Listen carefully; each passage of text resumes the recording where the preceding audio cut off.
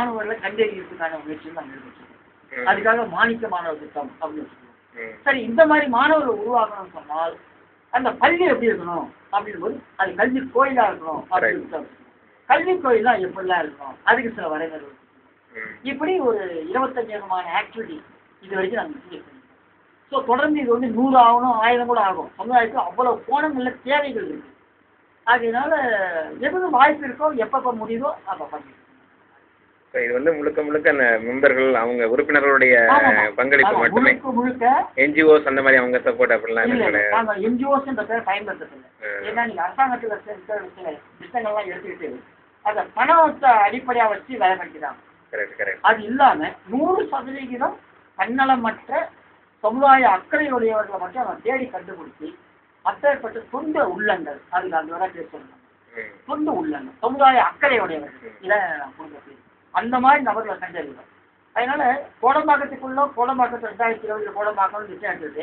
கோடம்பாக்கத்தில் சுற்றுச்சூழல், சுற்றுப்புற தூய்மை, கல்வி, எல்லா விதங்களிலும் பெண்கள் முன்னேற்றம் இப்படிலாம் கொண்டு வரதுக்கான முயற்சிகள் அதுக்கான நிகழ்ச்சிகளாக தொடர்ந்து இருக்குது.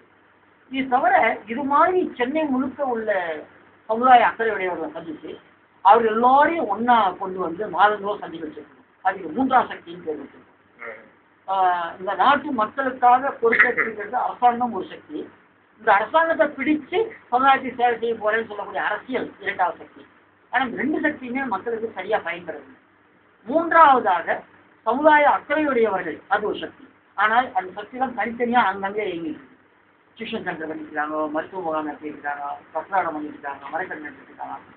பல்வேறு பகுதிகளை தனித்தனியா ஒரு 4 பேர் 4 பேர் 5 நண்பர்கள் சேர்ந்து பயிரிடுறாங்க.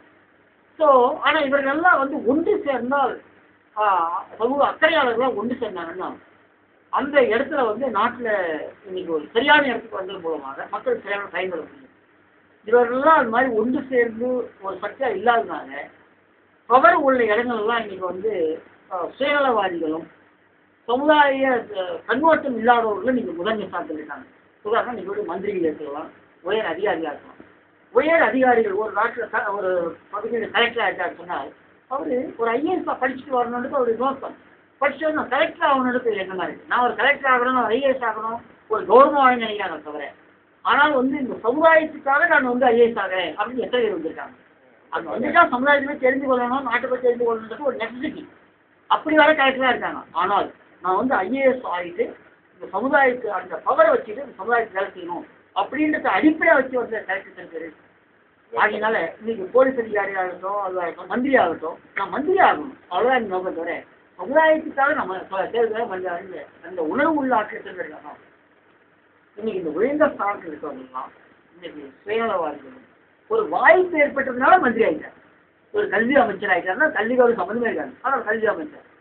ஸோ இந்த மாதிரி ஒரு வாய்ப்புகள் அங்கே இருக்காங்க. ஏன் அந்த வாய்ப்பு அவங்க ஏற்படுத்துனா அந்த இடத்துக்கு நல்லவர்களோ அக்கறையாளர்களோ போய் சேராதுனால அவங்க நெட்டை ஃபில் பண்ணிட்டாங்க. ஒரு வெற்று பாட்டிலில் காற்று வந்து பூந்துடுற மாதிரி.